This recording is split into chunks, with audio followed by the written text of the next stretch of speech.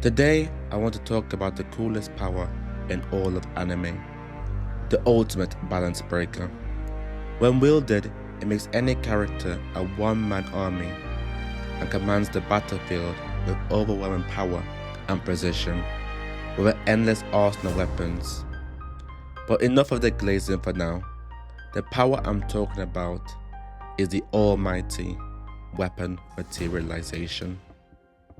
To begin, let me explain what weapon materialization is. This is the ability to conjure weapons into reality, whether swords, shields, guns, blades, chains, you name it, and any other weapons are all in the realm of possibility. And when the user can freely manipulate them to serve whatever purpose they desire.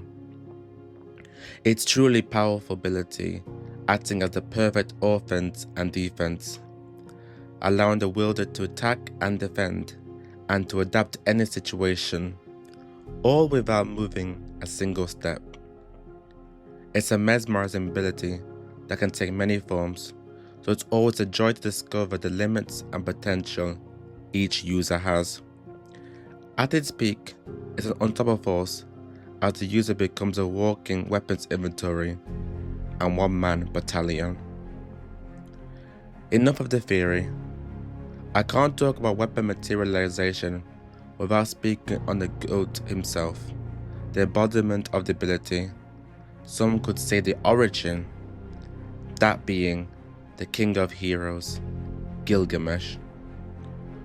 For those who don't know, Gilgamesh comes from the Fate series, as he routinely summoned as a servant to fight in the Holy Grail War, with his noble phantasm being the all-powerful Gates of Babylon, which is his unique ability to access its limitless storehouse where he accumulated all of humanity's greatest treasures and artifacts over history, and he can freely conjure them at any time for any purpose.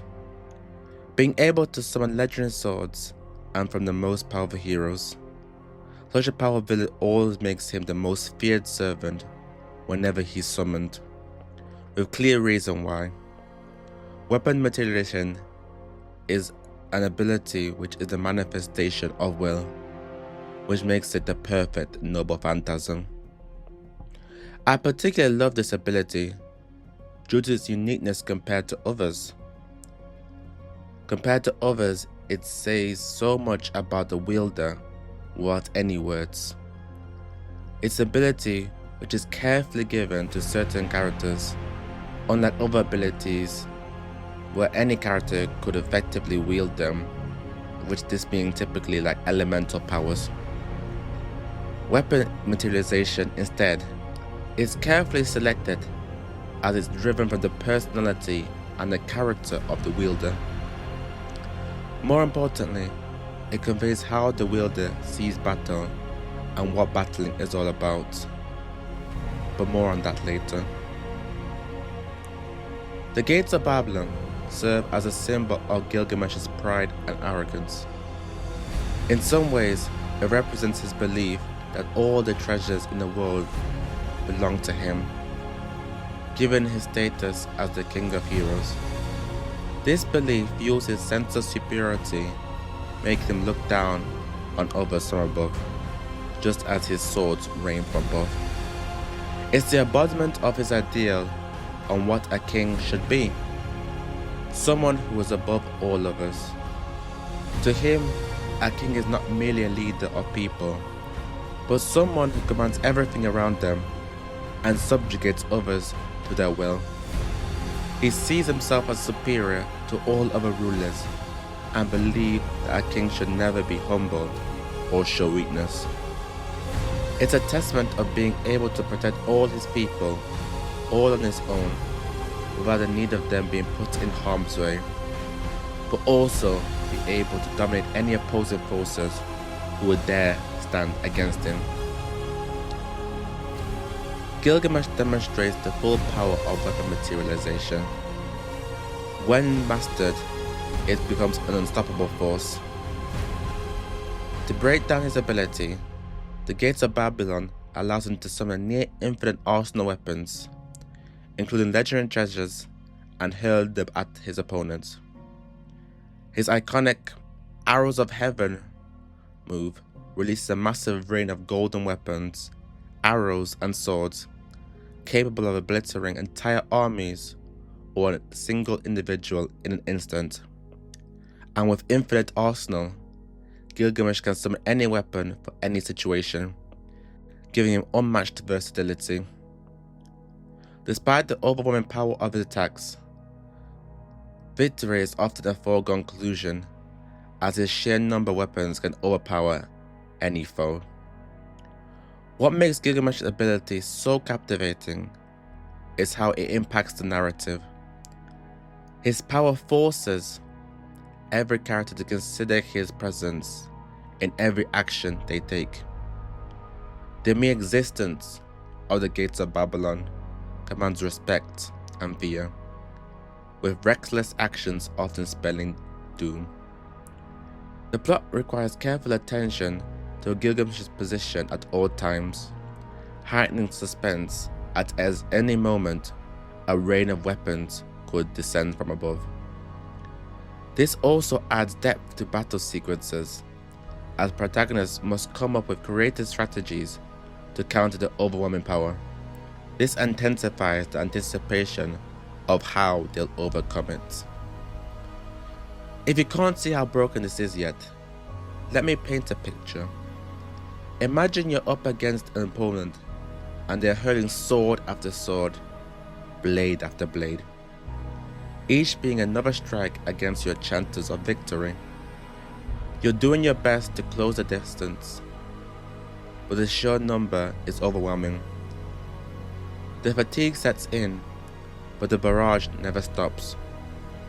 Meanwhile, your opponent is just there, standing, unfazed, completely at ease, not a single indication of fatigue or tired. No sign of exhaustion, just endless weapons at their command. It's a damning power, which can cause anyone to lose all hope of victory.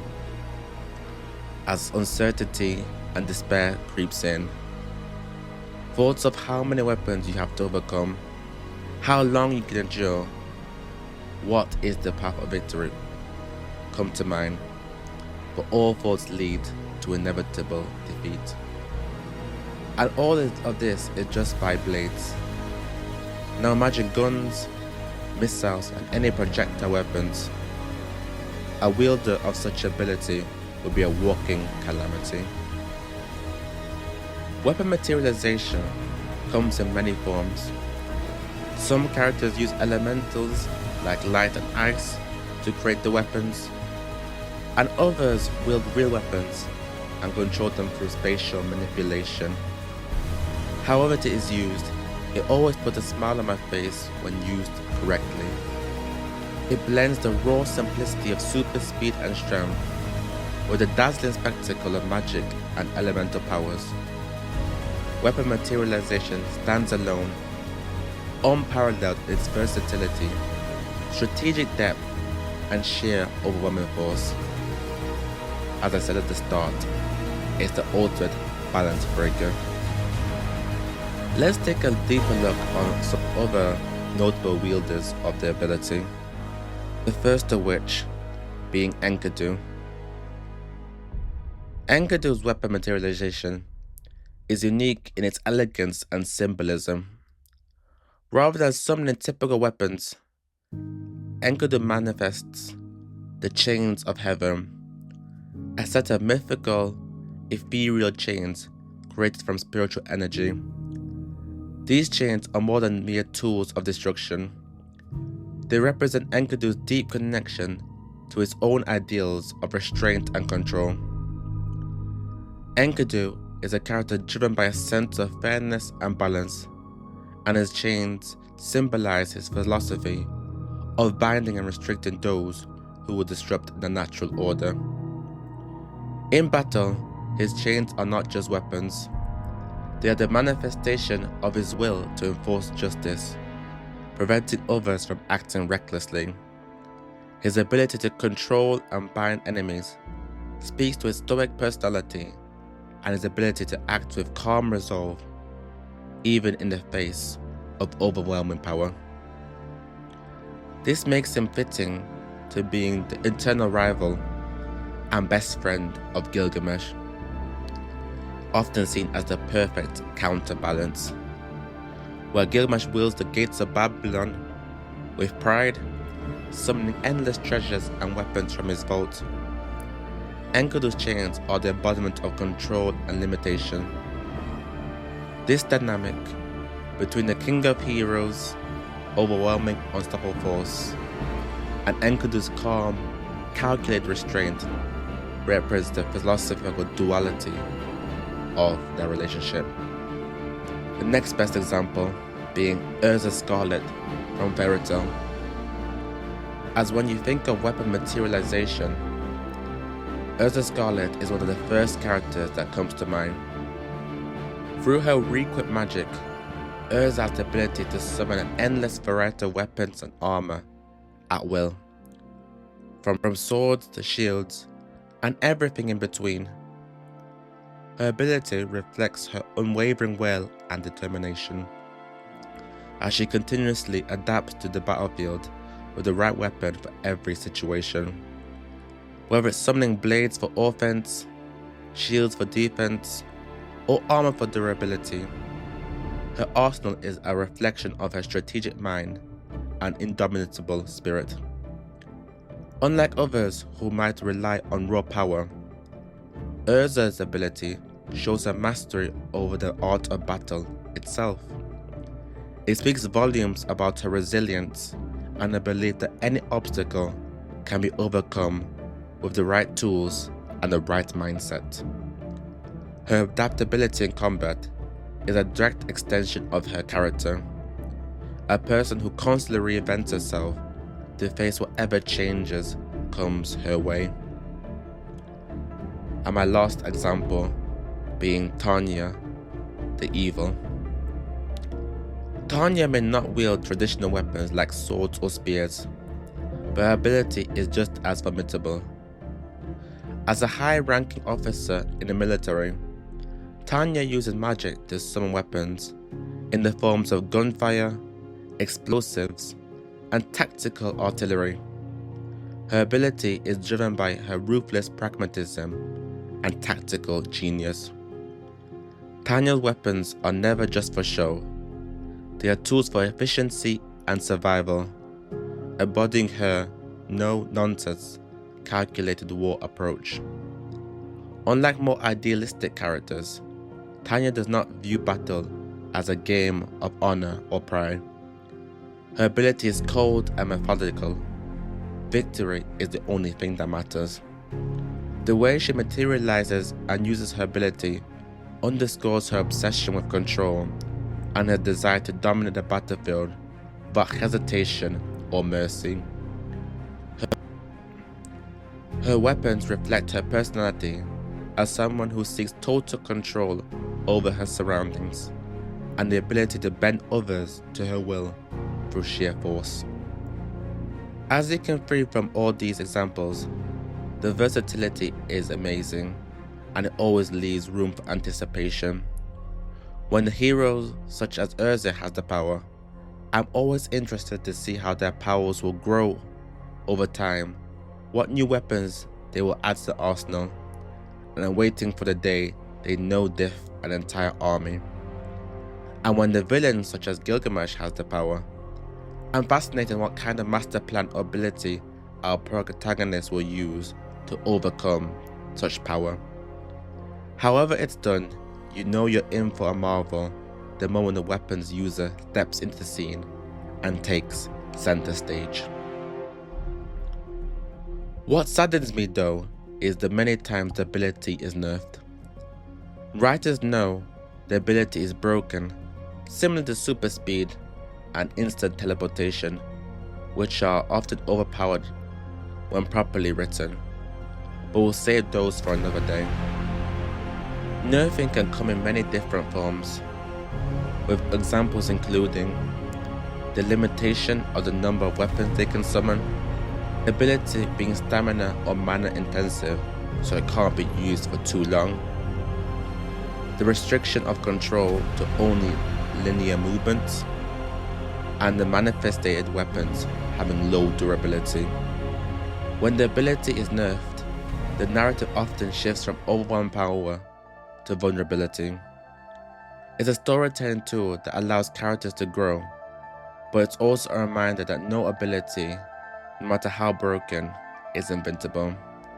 I'll be honest, it's sad to see when the ability is treated like this, but I consider acknowledgement of how powerful the ability is, so the writers know to place it under heavy restrictions. To conclude, weapon materialization isn't just a powerful ability, it's a narrative force that shapes the entire story. It's about personality, strategy, and adaptability.